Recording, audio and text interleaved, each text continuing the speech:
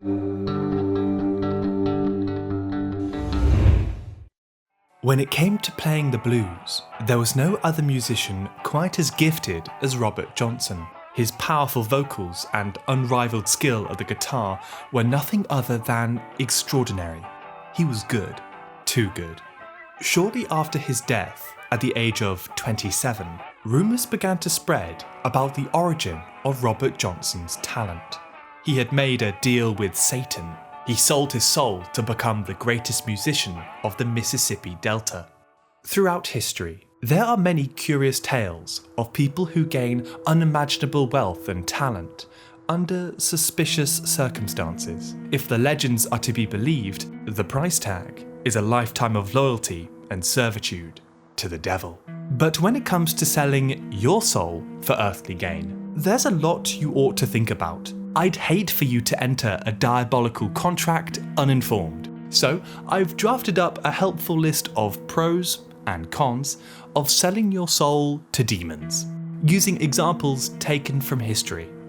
Warning, selling your soul to the devil has severe physical and spiritual repercussions. Side effects include, but not limited to, eternal damnation, possible regret, doom and or gloom, nausea, and a lifetime of servitude to the prince of darkness. Please consult with a parent or legal guardian before undertaking a Faustian bargain of your own. YouTube videos cannot be held as valid evidence of supernatural court of law. Okay, on with the video. Have you ever wanted more out of life? Feel like you're missing out on the wealth, power, and knowledge you deserve? Well, a deal with the devil might just be your ticket to happiness. Just think, you're one small signature away from acquiring a new skill without the boring hours of practice, or finding that perfect romantic partner without the hassle of self-improvement. The possibilities seem endless, but be warned, nothing good comes for free. Consider the legend of Dr. Faustus, perhaps the most famous example of selling one's soul for personal gain. In one version of the popular myth, Faustus was a scholar who had become dissatisfied with his work. He'd always felt that there was more to his studies than just law, logic, and science. It's at that moment when a demon suddenly appears in his chambers. Introducing himself as Mephistopheles, he had been observing Faustus and offered him all the knowledge he desires. The catch? His soul. Without adequately weighing up the risks, Faustus agrees to the deal. Mephistopheles will serve Faustus for 24 years. But once those years are up, the devil will claim his soul for eternity.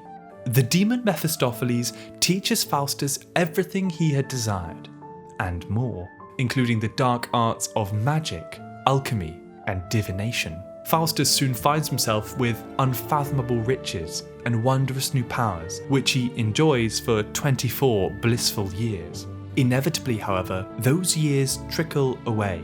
The story ends with Faustus bitterly regretting his decision, but it's too late. The devil has come to claim what is owed. The tragic story of Faustus appears in plays, books, and films. The tale contains a warning. Beware of the dangers of ambition. Had Faustus accepted the feeble limits of human knowledge, he may have been happier in the long run. But in the short term, those perks are pretty sweet. Think of all the good you can do with all the knowledge in the world. Think of all the bad you can do.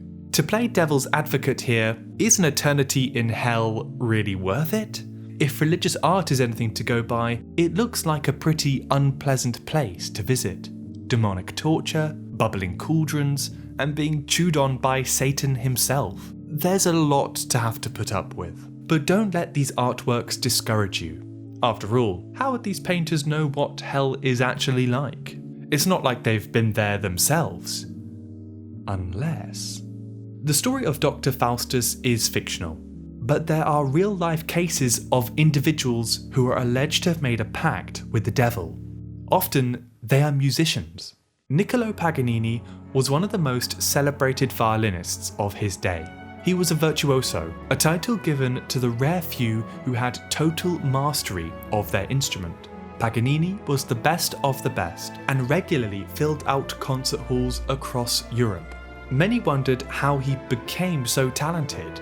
Perhaps it was his abnormally long hands, which allowed him to play 3 octaves, or his tendency to wildly dance around the stage. When Paganini died at the age of 57, rumours spread that he had made a bargain with demons. One courtgoer from Vienna claimed to see the devil in the audience. Others thought Paganini was the devil himself. As the scandal grew, priests soon refused to bury the violinist. It was a further 20 years for Paganini to find a permanent resting place.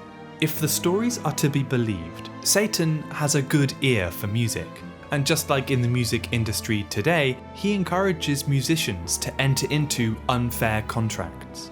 Just look at the many musical genres throughout history that have been labelled the devil's music. Rock and roll, hip-hop, jazz, folk, the waltz. I don't know about you, but hell has a pretty great soundtrack. In fact, if you listen carefully, you may actually hear Satan in the music. There's a particular combination of notes that's been nicknamed diabolus in musica, Latin for devil in the music. It's called a tritone, a combination of 3 adjacent whole tones, and it sounds a bit like this.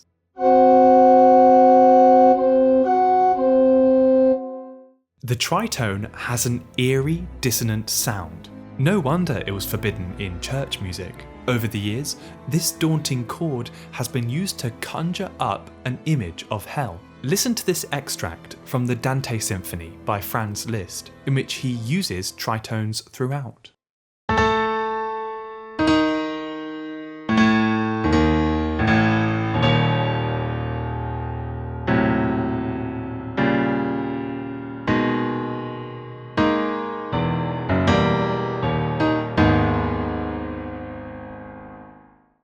The suspicion of these tritones persists even today. In fact, they were often used in the blues music of Robert Johnson, who we met in the introduction.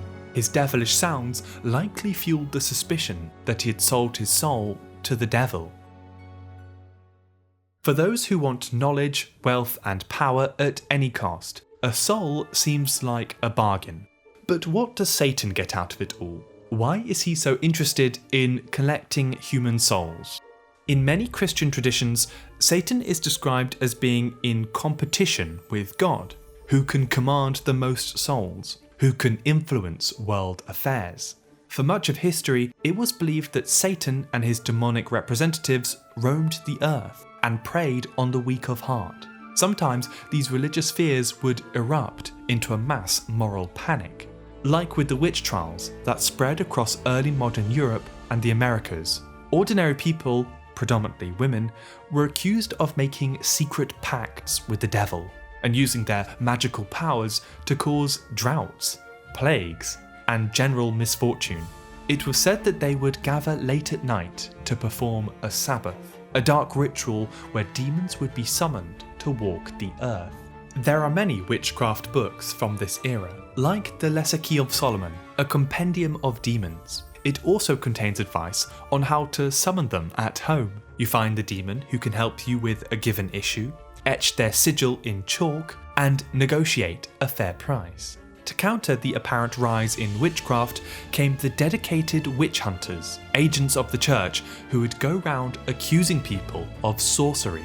However, actually proving the local milkmaid is secretly a client of Satan is difficult, if not impossible. So the witch hunters used whatever they could as evidence: forced confessions, torture, and even finding incriminating birthmarks.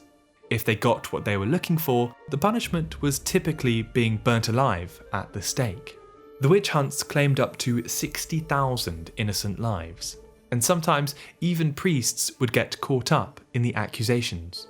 Urbain Grandier was a French priest accused of the Loudun processions, in which a group of local nuns accused him of bewitching their convent. A trial quickly ensued, and a mysterious piece of evidence was brought forward: an alleged contract with the devil. In an encrypted Latin script, the document claims that Grandier had bargained his soul in exchange for money, power, and women.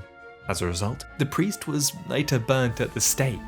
After his death, many grew suspicious of this mystery contract. Nowadays, it's believed that it was politically motivated by his enemies in the church.